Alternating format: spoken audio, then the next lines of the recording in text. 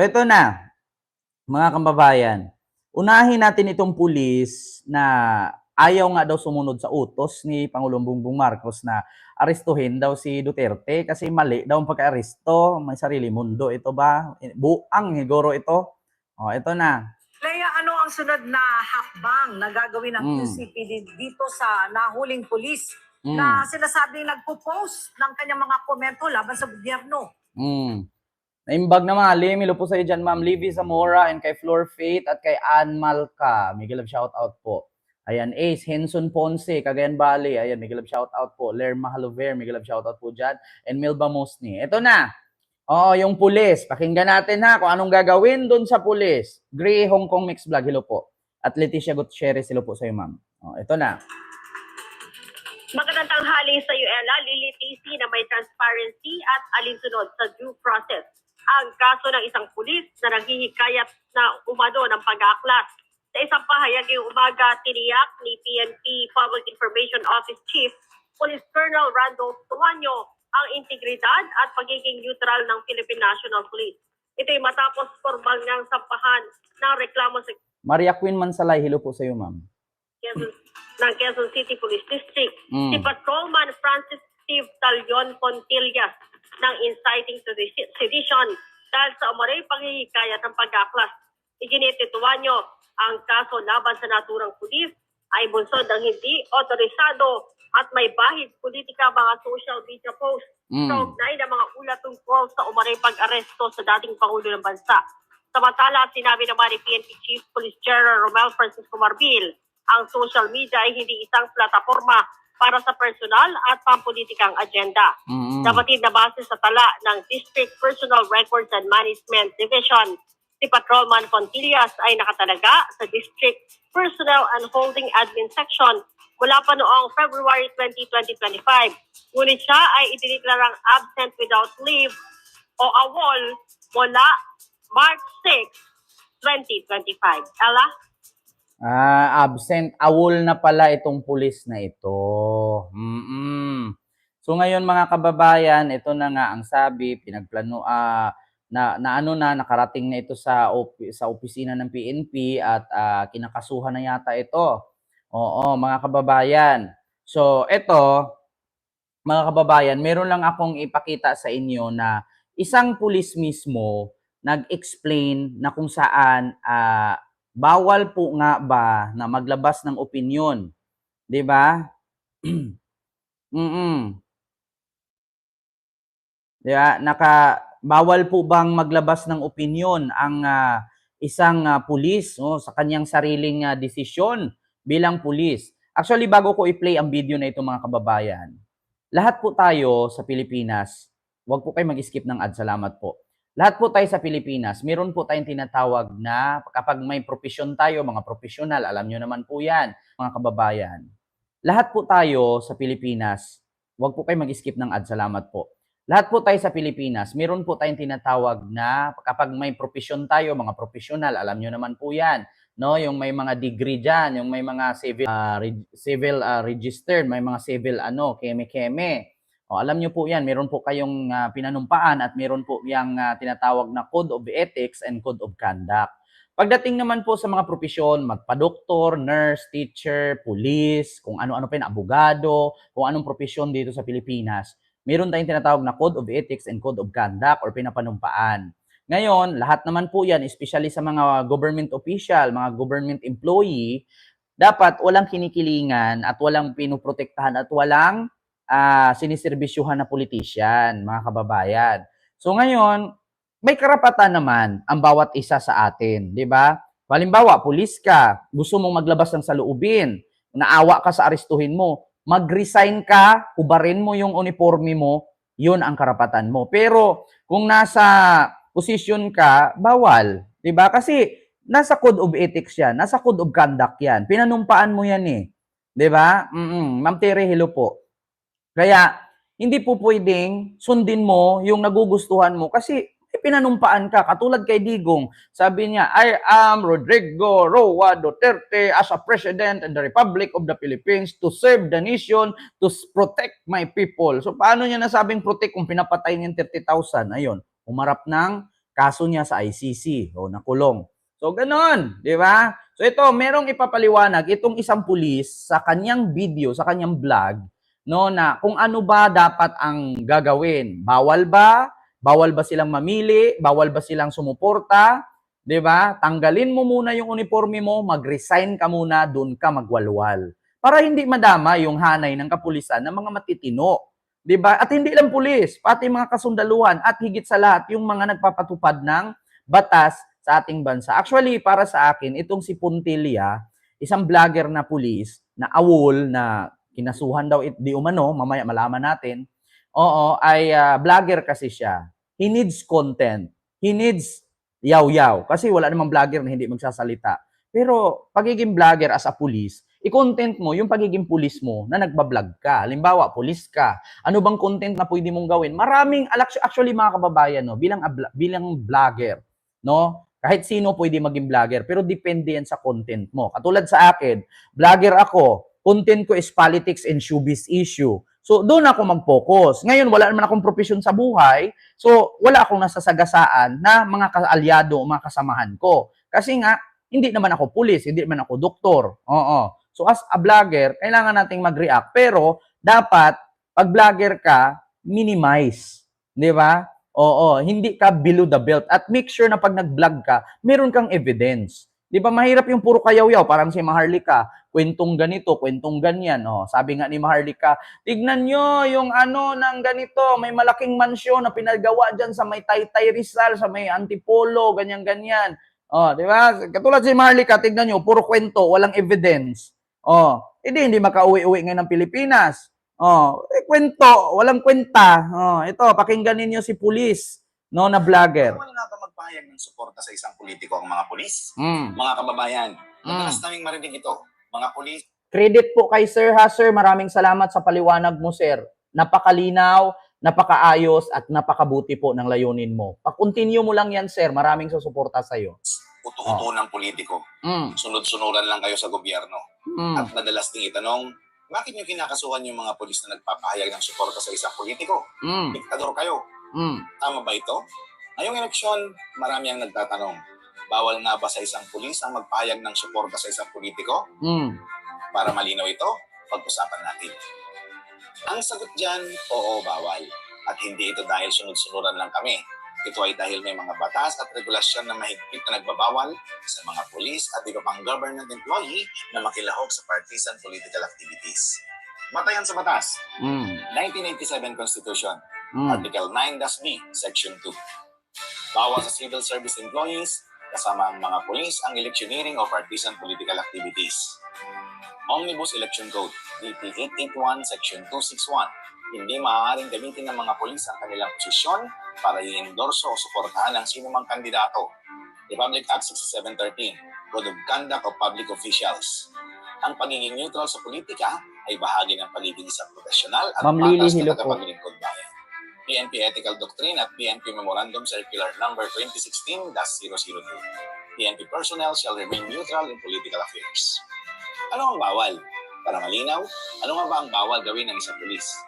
Kasama sa electioneering o partisan activities, ang pagsusuot ng campaign shirts, caps, o anumang may pangalan ng kandidato, pagpo-post sa social media ng suporta sa isang kandidato, pagsali sa political rallies, motorcades, o campaign events, paggamit ng PNP resources para sa pangangampanya. Ano lang ang pwedeng gawin ng pulis? Una, bumoto. Karapatan ng lahat ang bumoto ng ayon sa kanilang paniniwala. Pangalawa, manatiling neutral. Iwasan ang public expression ng suporta o galit laban sa isang kandidato. At Tama. pangatlo, Mm. magsilbi ng patas. Siguraduhin na walang kinigilingan sa pagpapatupad ng batas. Hindi ito pagiging uto-uto o sunod-sunuran. May mga nagsasabi, hindi parang alila kayo ng mga nakaupo. Sunod-sunuran lang kayo sa kung sino ang nasa pwesto. Pero mali po yan. Ang pulis ay hindi nagtatrabaho para sa kahit sinong politiko. Kami ay para sa batas at mamamayan. Ang PNP ay isang ahensya ng gobyerno, hindi political party. Hindi ito tungkol sa pagsunod sa kung sino ang nasa pwesto, kundi sa pagsunod sa batas na dapat ipatupad ng patas at walang kinikilingan. At hindi lang PNP ang bawal sa electioneering. Kasama rito ang buong civil service gaya ng mga guro at kawani ng DepEd, mga empleyado ng DILG, DOH, DPWH at iba pang ahensya, mga sundalo ng AFP, at mga opisyal ng barangay na nasa non-partisan factions. Lahat sila bawal din ipakita ang suporta sa isang kandidato habang nasa serbisyo. Sagot sa mga komento, bakit niyo pinapasuhan yung mga pulis na nagpapahayag ng suporta sa isang politiko? Diktador kayo. Para sa mga nagtatanong, diktador ba ang gobyerno dahil pinaparusahan ng mga pulis na nagpapahayag ng suporta sa isang kandidato? Hindi ito diktadura.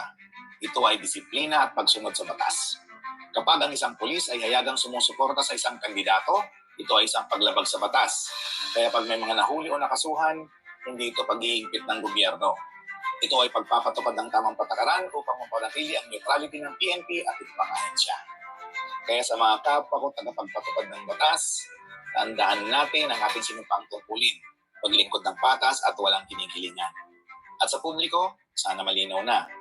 Hindi kami uto-uto sa mga politiko. Ginagampanan lang namin ang aming trabaho ayon sa batas. Ang pagsunod sa batas ay hindi diktadura. Ito ay isang tanda ng disiplina at profesionalismo. Kung may mga tanong pa kayo, comment lang sa baba at kung gusto niyo mas marami pang makaalam, i-share ang video na ito. Salamat! Thank you so much sa iyo, Sir Robert Basan Avelia. Ayan, thank you so much, Sir Robert, no? Sa iyong pahayag, no? Linaw, klaro, malinaw pa sa kintab ng noo ni Bato. Oo, kaya alam mo na Bato. Sa mga gusto po na, kasi ito may mga katanungan, Ken, pwede bang tumakbo ang mga pulis sa public service? Pwede, mag-resign muna sila. Di ba? Oo, pwede ka bang magwalwal dyan? Pwede ka bang sumuporta sa isang politiko? Pwede, mag-resign muna sila. Walang problema. Hubarin mo ang uniforme mo, mag-resign ka. Anytime what you want to do, pwede yun. Oh. At alam nyo ba mga kababayan na sinasabing dapat ang pulis, kasundaluhan at LGU ay dapat neutral lang at hindi ito magpapadala sa, hindi kasali ang LGU. Pulis at sundalo, hindi sila dapat kumampi sa politiko at hindi sila dapat magpa-under sa politics. Dapat meron silang sariling loyalty na tinatawag pulis and sundalo. Kasi alam nyo ba mga kababayan, sa mga hindi nakakaalam, kung sakali na ang kasundaluhan at kapulisan, meron silang napansin sa gobyerno ng ating bansa, lalong-lalo na sa presidente, na hindi na maganda ang pagtakbo, hindi na maganda ang paninilbihan at hindi na maganda ang paghawak sa ating bansa, pwede silang mag-take over. Yun ay mangyayari na ang tawag doon is, yung katulad sa nangyari sa Myanmar. Tinitik over ng armed forces ang bansa nila kasi napansin nila na parang sobra na, 'di ba? Korupsyon, sobra na ang ginagawa ng kanilang pamahalaan. Kaya tinitik over ito ng kasundaluhan. May tawag diyan na umpisang ganyan eh. Tawag diyan is kudita. No, nagkokodita sila sa Myanmar hanggang sa na-take over ng militar ng Myanmar ang kanilang pamahalaan. So, ang tawag diyan is hindi naman natin pwedeng actually parang martial law na din. Oo. Parang martial law na din ang tawag doon. Basta, i-search nyo ang Myanmar at saka ang Venezuela. Correct me if I'm wrong yung isang Miss Universe, si Palacios. Oo, hindi ko alam kung anong tawag doon. Hindi ko alam kung anong tawag doon sa bansa na yon. No? Parang Miss Universe na hindi makakauwi sa kanilang bansa kasi nag-martial law. Revolutionary government ang tawag. Yes. Oo, nag-umpisa yon sa Codita. Oo, military junta. Yes, Nicaragua. Yes, sa Nicaragua, batas militar. Oo. Pero sa madaling salita, revolutionary government ang tawag doon. Oh, tinitik over nila ang kanilang bansa kasi napansin nila na ang kanilang prime minister, ang kanilang president ay sadyang kurakot na, hindi na maganda. Oo, kaya may sariling loyalty ang pulis at sundalo. Hindi sila pwedeng magpa-under sa government, dapat sundin nila kung ano ang nakakabuti. May sariling desisyon ang sundalo at pulis at may sariling desisyon ang government. So kumbaga parang sarili hiyon yan. Hiwalay ang religion at ang states. Oh, parang gano'n Oh, may aral na kayo ngayon na nakukuha.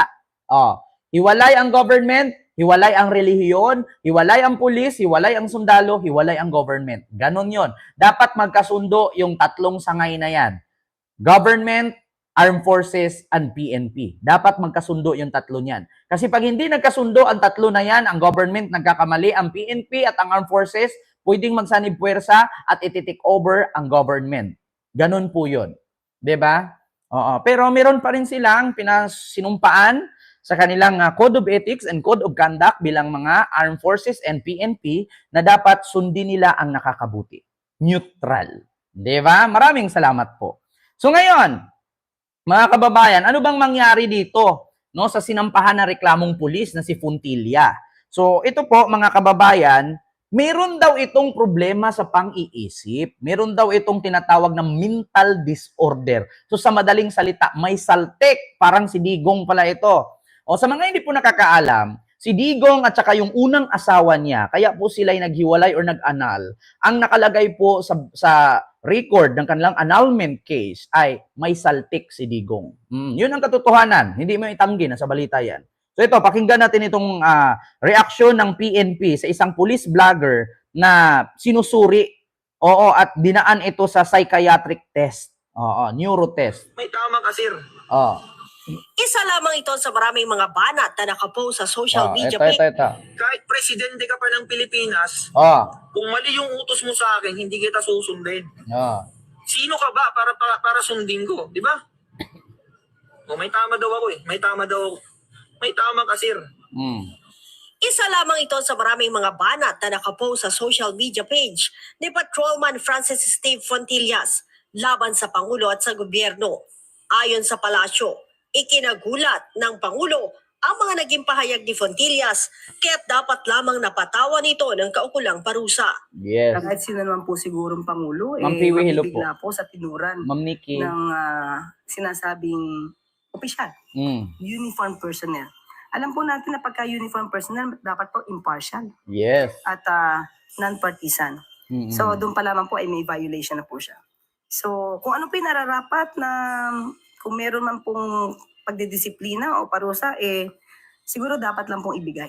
Kaya naman ang Philippine National Police agad na kumilos para sampahan ng criminal complaint na inciting to sedition ang naturang pulis. Ayon kay PNP spokesperson at Police Region 3 Director, Police Brigadier General Jean Fajardo, mahigpit na ipinagbabawal sa kanila ang magpahayag ng personal na saloobin sa social media, lalo na kung ito ay tungkol sa politika.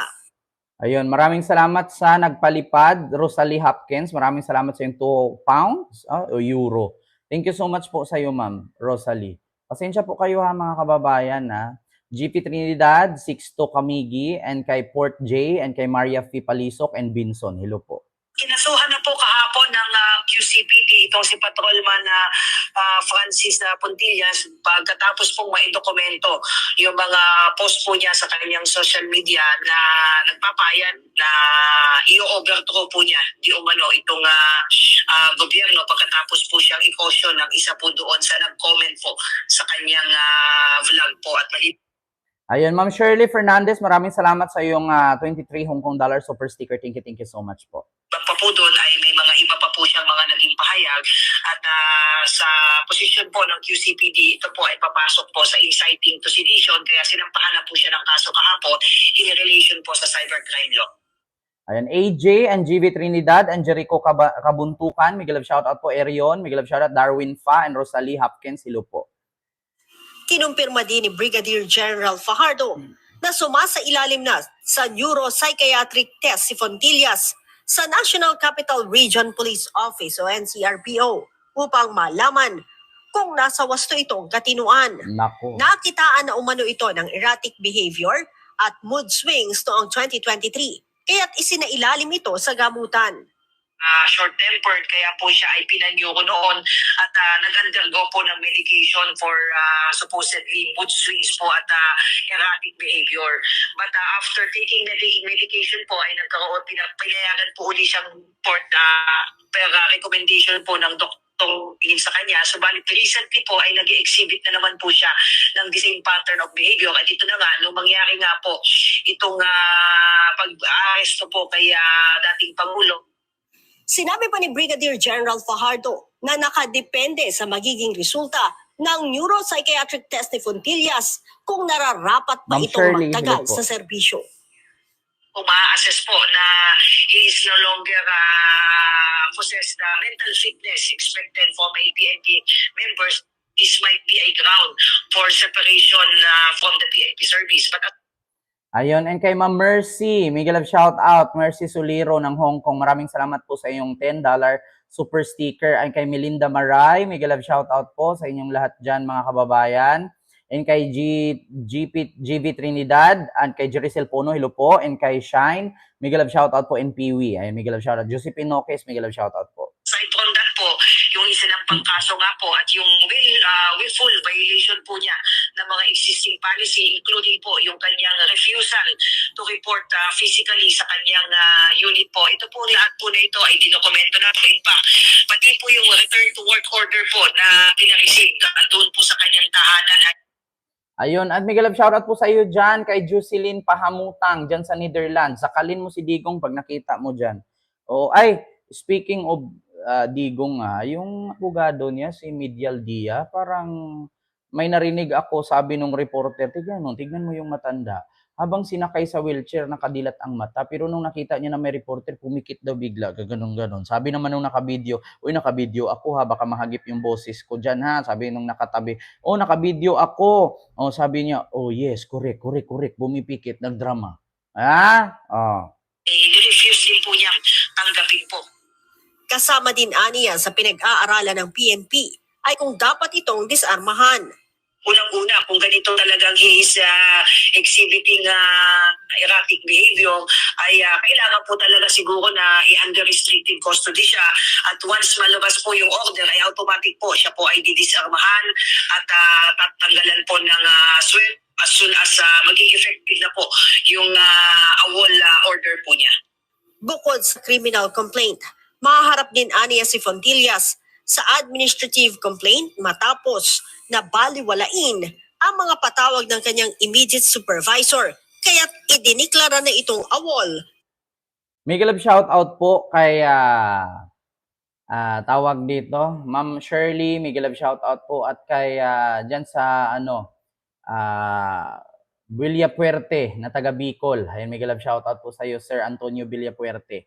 No, Miguel of shout out, Hermina Gayakan, Miguel of shout out po. The Family of 3, Miguel of shout out po. So yon, no?